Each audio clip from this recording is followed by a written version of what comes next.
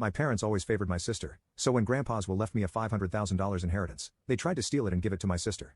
But little did they know that my grandparents had other plans. I, 28M, come from a family with a long and complicated history of favoritism. My parents, especially my dad, have always favored my younger sister Amy, 25F, over me. This favoritism started when we were kids and only got worse as we grew up. From my earliest memories, Amy was always the golden child. When I was 5 and she was 2, our parents threw her an extravagant birthday party with a bouncy castle, a petting zoo, and professional face painters. For my birthday that same year, I got a small family dinner and a store-bought cake. This set the tone for years to come. As we grew older, the disparities became more apparent. Amy always got the newest toys, the best clothes, and the most attention. I remember when I was 10, I saved up my allowance for months to buy a new bike. When Amy saw it, she threw a tantrum because she wanted one too. Instead of teaching her about saving or waiting, my parents immediately went out and bought her an even better bike than mine. School was another arena where the favoritism shone through. My parents went to all of Amy's school events but often missed mine. In 4th grade, I had the lead role in the school play. I was so excited and practiced for weeks. On the night of the performance, my parents showed up an hour late, missing my big scene. They said Amy had a tummy ache and they were comforting her. I later found out she was fine, they had just lost track of time while playing with her.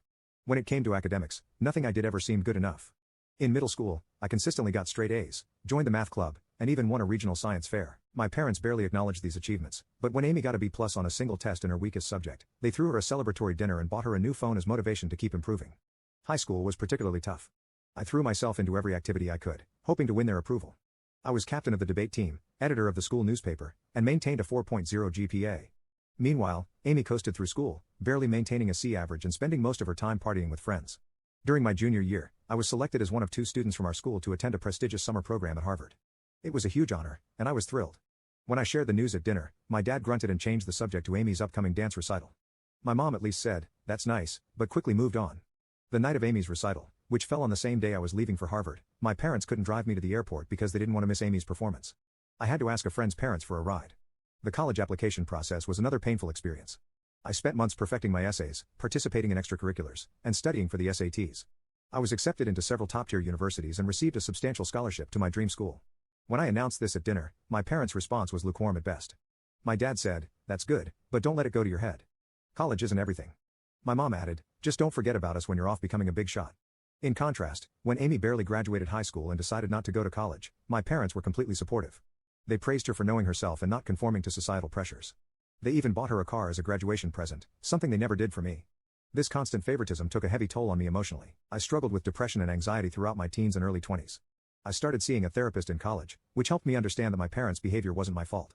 It took years of work to build my self-esteem and learn to validate myself instead of seeking approval from my parents. Despite the lack of support from my immediate family, I managed to build a good life for myself. I graduated college with honors, secured a good job in finance, and even bought my own house by 27. I'm proud of what I've achieved, even if my parents aren't. Now here's where the current drama starts. My grandfather on my dad's side passed away recently. He was a successful businessman who built a fortune from scratch, and he left behind a significant estate. In his will, he divided his assets equally among his children, my dad and his siblings, and grandchildren, me, Amy, and our cousins. My share of the inheritance was substantial, about $500,000. It would have allowed me to pay off my student loans, invest in my future, and maybe even start my own business someday. I was grateful for this unexpected windfall and the opportunities it could provide. However, when the will was read, my parents were visibly upset. They pulled me aside afterward and told me they thought it was unfair that I got an equal share. They said Amy needed the money more because she was struggling. She works part-time at a coffee shop and lives in our parents' basement. I was shocked but tried to stay calm. I explained that this was Grandpa's decision and it wasn't up to them to change it. They insisted that I should do the right thing and give my share to Amy. When I refused, they got angry and started guilt-tripping me, saying I was selfish and ungrateful. My dad brought up every instance he could think of where they had supported me, including paying for my braces, which were medically necessary, buying me school supplies, the bare minimum, and letting me live at home during college, even though I worked part-time to contribute to expenses. He conveniently forgot about the car they bought Amy, the countless shopping sprees, and the fact that they're still supporting her at 25. The situation escalated quickly. My dad, as the executor of the will, decided to take matters into his own hands. He announced that he was going to reinterpret Grandpa's wishes and give my entire share to Amy on top of her own inheritance. He claimed this is what Grandpa would have wanted if he had known our individual circumstances. I was devastated. Not only was this clearly illegal, but it was also a painful reminder of how little my parents valued me. I tried to reason with them, pointing out that Grandpa had always treated all his grandchildren equally and that he was well aware of our situations. My mom then accused me of speaking ill of the dead by suggesting Grandpa would have wanted anything different from what my dad was proposing. I brought up specific memories of Grandpa encouraging my academic and career pursuits, but my parents dismissed these as misunderstandings.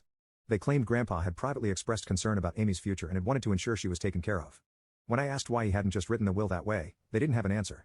Amy, for her part, seemed uncomfortable with the situation but didn't speak up against our parents. When I tried to talk to her privately, she just shrugged and said, "Mom and Dad know best." It was clear she wasn't going to be any help. Feeling hurt and betrayed, I reached out to my paternal grandmother, Grandpa's widow, for advice. She was furious when she heard what was happening. She told me that this was absolutely not what Grandpa had intended and that my parents had no right to change the will. Grandma shared some information that shed new light on the situation. Apparently, my parents had approached Grandpa a few years ago asking him to leave everything to Amy in his will. Grandpa had firmly refused, stating that he believed in treating all his grandchildren equally. He had even added a clause to his will stating that anyone who contested the equal distribution would forfeit their share. Armed with this information, I confronted my parents. They were shocked that Grandma had told me about their previous attempt to influence the will. My dad tried to justify it by saying they were just looking out for Amy's future, but I could see the guilt on their faces. Grandma took action immediately. She contacted her lawyer and the other executors of the will. She also reached out to my dad's siblings, who were equally outraged by what my dad was trying to do. Together, they put a stop to my dad's plan and ensured that the will would be executed as written. My parents were forced to back down, but they were furious with me. They accused me of turning the family against them and said I should have handled this in-house instead of involving others. Now you can check for a part 2 by pressing share and more.